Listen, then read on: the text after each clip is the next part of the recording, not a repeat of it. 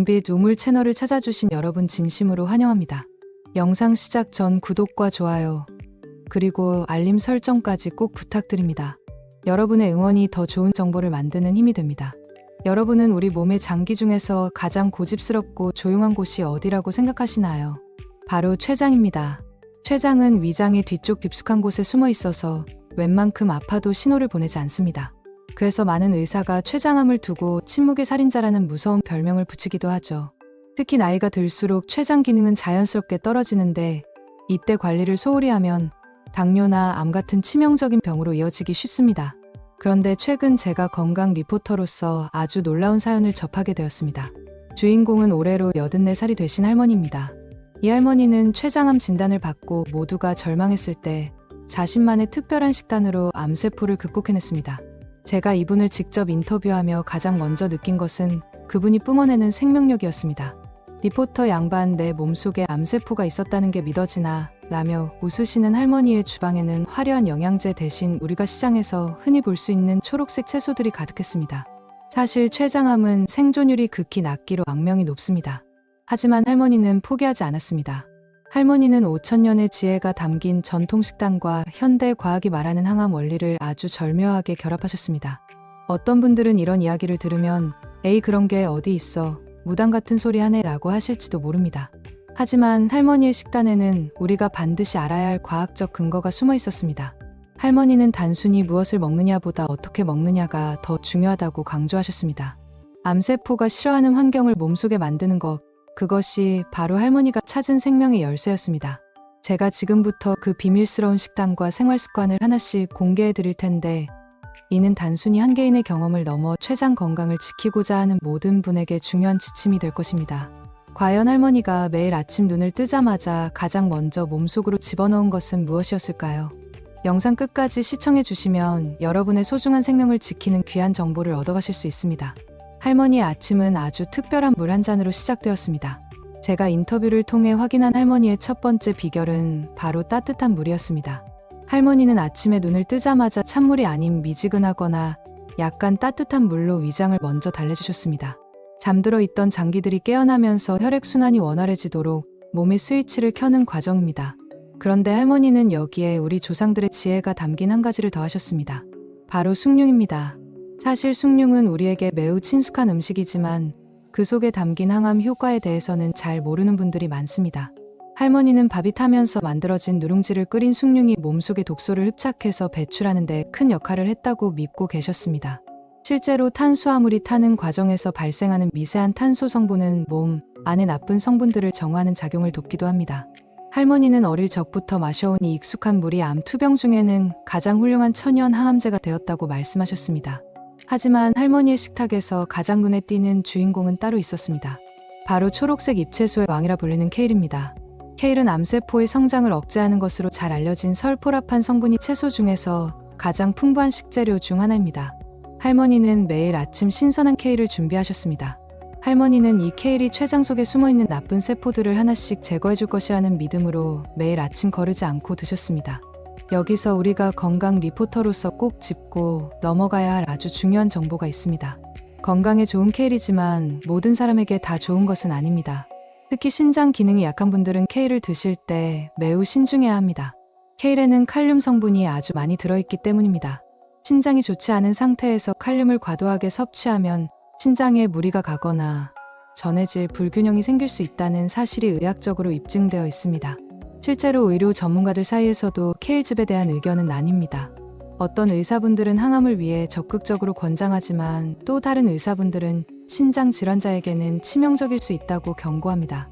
할머니는 본인의 신장 상태를 고려하여 케일을 생으로는 먹지 않고 살짝 데치거나 다른 재료들과 섞어서 독성을 중화시키는 지혜를 발휘하셨습니다. 무조건 남들이 좋다고 해서 따라하는 것이 아니라 자신의 몸 상태에 맞춰 조절하는 것이 진정한 항암 식단의 핵심입니다. 할머니는 단순히 케일 하나만 드신 것이 아니었습니다. 케일의 강한 성분은 부드럽게 만들면서 췌장 건강을 극대화하는 할머니만의 특별한 주스 레시피가 따로 있었습니다. 84세 고령의 나이에도 암을 극복하게 만든 그 마법 같은 주스 속에는 우리가 매일 마트에서 보는 평범한 재료들이 들어있었습니다. 과연 케일과 함께 섞여 기적을 만든 그 다음 재료들은 무엇일까요? 할머니가 매일 아침 케일과 함께 믹서기에 넣었던 것은 바로 당근과 양배추 그리고 사과였습니다. 요즘 건강에 관심 있는 분들 사이에서 CCA 주스라고 불리는 조합에 할머니만의 비결인 케일을 더한 것이죠. 할머니는 이 주스를 몸속의 염증을 씻어내는 청소부라고 부르셨습니다. 당근에 들어있는 베타카로틴과 팔카리놀 성분은 췌장의 염증을 억제하고 암세포의 활동을 막아주는 데 도움을 주는 것으로 알려져 있습니다. 여기에 위장 점막을 보호하는 비타민 U가 풍부한 양배추와 식이섬유가 가득한 사과를 섞으면 소화력이 떨어진 환자들에게도 아주 훌륭한 영양 공급원이 됩니다. 하지만 할머니의 진짜 비밀은 주스뿐만이 아니었습니다. 할머니의 식단에서 빠지지 않았던 또 다른 메뉴는 바로 토마토 달걀볶음이었습니다. 할머니는 토마토는 절대 그냥 먹으면 안 된다고 강조하셨습니다. 토마토의 핵심 항암 성분인 라이코펜은 세포벽 속에 갇혀 있어서 생으로 먹으면 체내 흡수율이 낮습니다. 하지만 올리브유와 같은 식물성 기름에 살짝 볶으면 그 흡수율이 몇 배나 높아집니다. 할머니는 여기에 단백질 보충을 위해 계란 2알을 넣어 스크램블처럼 만들어 드셨습니다. 이는 췌장암 환자에게 부족하기 쉬운 근육량을 유지하고 기력을 보충하는 데 아주 효과적인 식단입니다. 그런데 여기서 걱정하시는 분들이 계실 겁니다. 케일이나 토마토는 농약이 많다는데 오히려 해로운 것 아니냐는 의문입니다. 저 역시 건강 리포터로서 할머니께 이 부분을 여쭤보았습니다. 할머니는 농부를 못 믿겠으면 내가 직접 키워 먹거나 유기농을 찾는 정성이 필요하다고 말씀하셨습니다. 약을 먹는 정성보다 채소를 깨끗이 준비하는 정성이 암을 이기는 마음가짐의 시작이라는 것이죠. 또한 할머니의 식탁에는 항상 버섯 요리가 올라왔습니다. 어떤 날은 양송이 버섯이 또 어떤 날은 표고버섯이 주인공이 되었습니다. 사실 버섯의 종류보다 중요한 것은 그 속에 든 베타글루칸이라는 성분입니다. 이 성분은 우리 몸의 면역세포를 깨워 암세포와 직접 싸우게 만드는 역할을 합니다. 할머니는 버섯은 하늘이 내린 천연 보약이다라며 몇 끼 챙겨 드셨습니다. 그런데 버섯을 씻어야 할지 말아야 할지 고민되시는 분들 많으시죠. 할머니는 버섯을 물에 씻기보다는 겉면의 이물질을 살짝 털어내거나 젖은 행주로 닦아내셨습니다. 물에 씻으면 버섯 고유의 향과 영양소가 빠져나가기 때문입니다. 할머니는 이렇게 평범한 식재료들을 가장 효율적인 방법으로 섭취하며 췌장의 기능을 조금씩 되살리고 있었습니다. 하지만 할머니의 식단에는 우리가 미처 생각하지 못한 또 하나의 강력한 무기가 숨어 있었습니다. 그것은 바로 산에서 나는 쓴맛의 보물들이었습니다. 할머니의 주방 한편에는 우리가 평소에 잘 보지 못하는 아주 귀한 보물들이 숨겨져 있었습니다. 할머니는 인터뷰 도중 저에게 마른 나물 한 움큼을 보여주시며 이게 바로 내 췌장을 다시 숨쉬게 한 1등 공신이다 라고 말씀하셨습니다. 그것은 바로 산에서 나는 곰취와 고들빼기 그리고 쓴바귀 같은 쓴맛 나는 산나물들이었습니다. 우리 조상들은 예로부터 입에 쓴 것이 몸에 좋다고 말해왔습니다. 그런데 이 지혜로운 말씀 속에는 췌장 건강을 지키는 아주 과학적인 원리가 숨어 있습니다. 췌장은 우리 몸에서 소화효소를 분비하고 혈당을 조절하는 아주 중요한 역할을 합니다. 특히 쓴맛이 나는 성분들은 우리 혀에 닿는 순간 뇌를 자극해서 소화액의 분비를 촉진하고 췌장이 활발하게 일할 수 있도록 돕습니다. 할머니는 췌장암 투병 중에도 이 쓴맛 나는 나물들을 거르지 않고 드셨습니다. 나이가 들면 인슐린 저항성이 높아지면서 췌장에 무리가 가기 쉬운데 이런 쓴맛 채소들이 인슐린의 효율을 높여 췌장이 과부하에 걸리지 않도록 방패 역할을 해준 것입니다. 할머니는 곰취쌈 한 입이 내 몸속의 독소를 다 씻어내는 기분이 들었다 고 회상하셨습니다. 그런데 여기서 많은 분이 고민하시는 부분이 있습니다. 바로 시골이 아니면 진짜 곰취를 구하기 어렵다는 점입니다. 실제로 어떤 시청자분들은 마트에서 파는 것은 가짜가 아니냐며 걱정하시기도 합니다. 하지만 건강 리포터인 제가 조사해본 결과 꼭 깊은 산속에서 캔 것이 아니더라도 시장이나 마트에서 파는 유기농 제품들 역시 충분히 훌륭한 영양소를 가지고 있습니다. 중요한 것은 산지보다도 꾸준히 챙겨 먹는 정성입니다. 또한 할머니는 쓴박이나 치커리처럼 우리 주변에서 구하기 쉬운 쓴맛 채소들도 적극적으로 활용하셨습니다. 이러한 채소들은 혈액을 맑게 하고 췌장세포의 재생을 돕는 다양한 항산화 성분들이 가득합니다. 다만 할머니처럼 고령의 환자분들은 소화력이 약해서 이런 거친 산나물을 드시기 힘든 경우도 많습니다. 그래서 할머니는 나물을 그냥 무쳐 드시는 대신 살짝 데쳐서 독성을 빼고 부드럽게 조리해 드시는 지혜를 발휘하셨습니다. 췌장이 스스로 회복할 수 있도록 가장 편안한 상태로 음식을 만들어 넣어주신 것이죠. 할머니는 이 쓴맛 채소들과 함께 근력을 유지하기 위해 아주 특별한 단백질 식단을 병행하셨습니다. 84세라는 나이에도 암세포와 싸워 이길 수 있었던 것은 결국 탄탄한 체력이 뒷받침되었기 때문입니다. 할머니가 췌장에 부담을 주지 않으면서도 양질의 단백질을 채웠던 그 신비로운 콩 요리의 정체는 무엇일까요? 할머니가 84살의 고령에도 암세포와 싸울 수 있었던 힘은 바로 탄탄한 근력이었습니다. 췌장암 환자들은 소화력이 급격히 떨어지면서 근육이 빠지고 기력이 쇠하는 경우가 많은데 할머니는 이를 막기 위해 아주 특별한 콩 요리를 챙겨 드셨습니다. 그것은 바로 요즘 건강식으로 각광받는 후무스였습니다. 할머니는 인터뷰 내내 이 음식을 내 몸의 기둥을 세워준 보석 같은 존재라고 부르셨습니다. 사실 병아리콩으로 만드는 후무스는 중동의 전통 음식이지만 할머니는 이를 한국식으로 재해석해 매일 식탁에 올리셨습니다. 병아리콩은 단백질이 풍부할 뿐만 아니라 식이섬유가 많아 혈당을 천천히 올리기 때문에 췌장에 큰 부담을 주지 않으면서도 양질의 에너지를 공급해줍니다. 할머니가 직접 알려주신 후무스 만드는 법은 의외로 간단하면서도 정성이 가득했습니다. 먼저 병아리콩을 깨끗이 씻어 몇 시간 동안 물에 충분히 불립니다. 그 다음 소금을 조금 넣고 콩이 푹 익을 때까지 삶는데 이때 할머니는 콩 삶은 물을 절대 버리지 마라 고 당부하셨습니다. 킨 콩을 믹서기에 넣고 갈 때 이 물을 사용하면 훨씬 부드러운 식감을 낼 수 있기 때문입니다. 여기에 타인이라고 불리는 참깨, 농축 소스와 올리브 오일 그리고 마늘과 레몬즙, 소금을 약간 넣어 갈아주면 완성됩니다.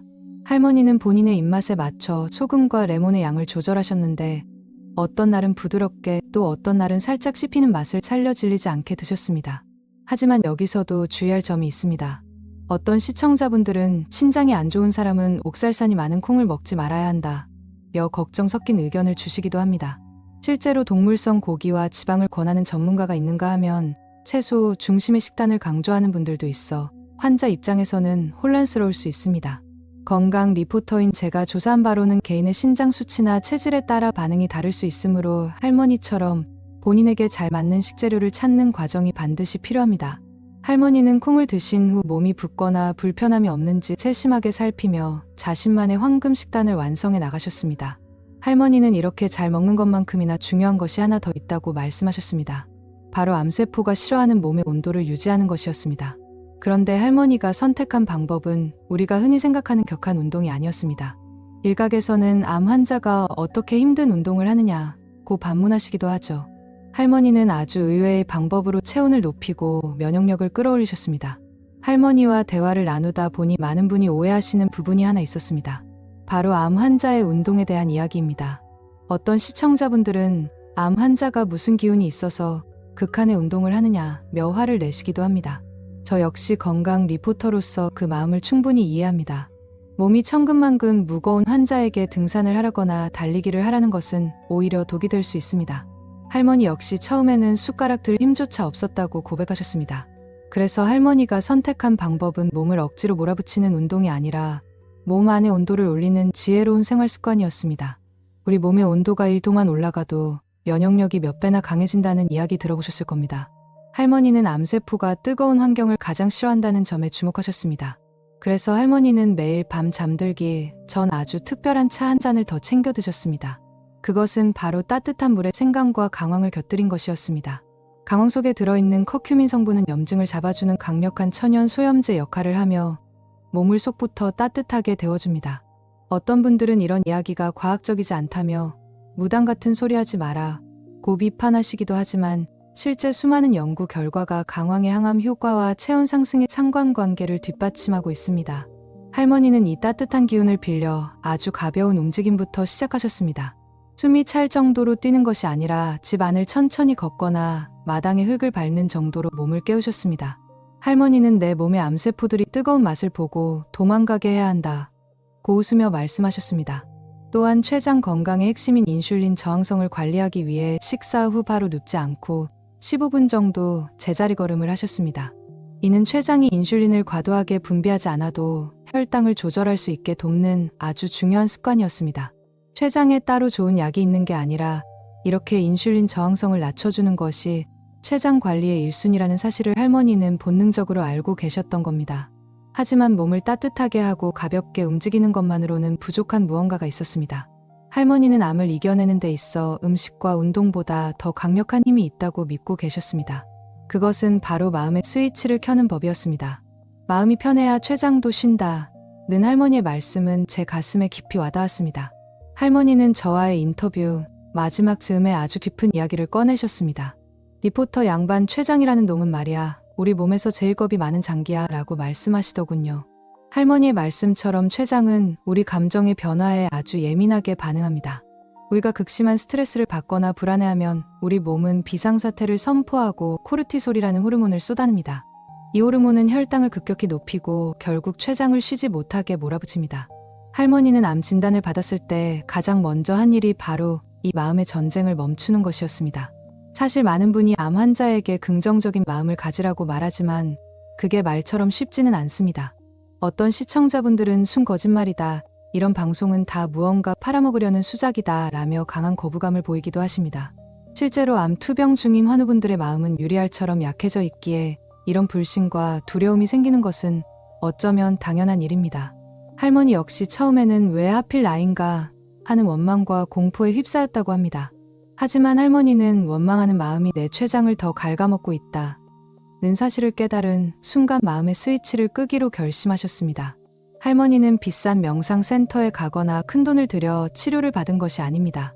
그저 매일 아침 거울을 보며 오늘도 내 몸이 나를 살리기 위해 애쓰고 있구나, 고맙다 라고 말해주었습니다. 마음이 편안해지자 요동치던 혈당 수치도 조금씩 안정을 찾기 시작했습니다. 이는 단순히 기분 탓이 아니라 스트레스 호르몬이 줄어들면서 췌장이 스스로를 복구할 수 있는 최소한의 시간을 벌어준 과학적인 결과였습니다. 췌장에 따로 좋은 약이 있는 것이 아니라 인슐린 저항성을 관리하고 마음을 편히 먹는 것이야말로 췌장암이라는 거대한 벽을 넘는 가장 강력한 무기였습니다. 할머니는 암세포를 적이라고 생각하지 말고 내 몸이 보내는 마지막 경고라고 생각하라 고 말씀하셨습니다. 그 경고를 듣고 생활 방식을 바꾸었을 때 기적이 찾아온 것입니다. 84살 할머니가 보여주신 췌장암 극복의 기록은 우리에게 아주 중요한 교훈을 남겨줍니다.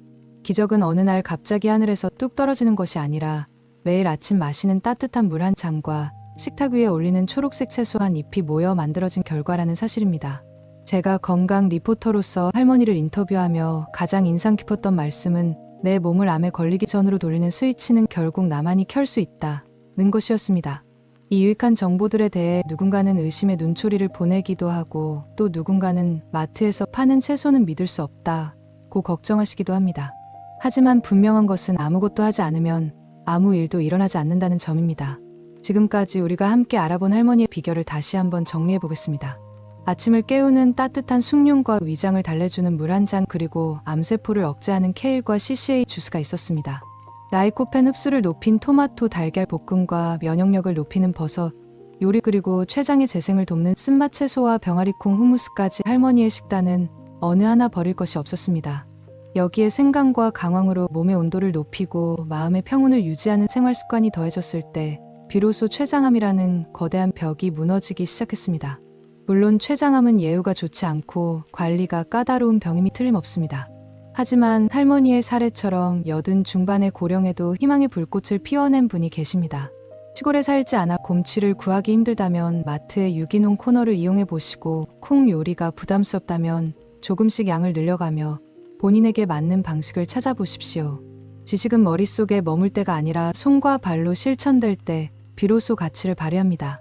오늘 밤 여러분의 식탁 위에 건강한 채소 한 접시를 올리는 것부터가 기적의 시작입니다. 이 영상이 췌장 건강을 걱정하시는 분들과 지금 이 순간도 암과 사투를 벌이고 계신 환우분들에게 작은 빛이 되기를 진심으로 바랍니다. 할머니가 찾으신 생명의 스위치를 이제 여러분도 꼭 켜보시길 응원하겠습니다. 지금까지 건강 리포터로서 여러분의 곁을 지키는 은빛 우물이었습니다. 오늘 전해드린 정보가 도움이 되셨다면 은빛 우물 구독과 좋아요, 그리고 알림 설정까지 꼭 부탁드립니다. 여러분의 소중한 분들에게도 이 영상을 공유해서 건강한 기적을 함께 나누어 주십시오. 댓글로 여러분의 건강 고민이나 궁금한 점을 남겨주시면 정성껏 답변해 드리겠습니다. 여러분과 여러분의 가족 모두가 항상 건강하고 행복하시길 진심으로 기원합니다. 다음 영상에서 더 귀한 건강 비결로 찾아뵙겠습니다. 감사합니다.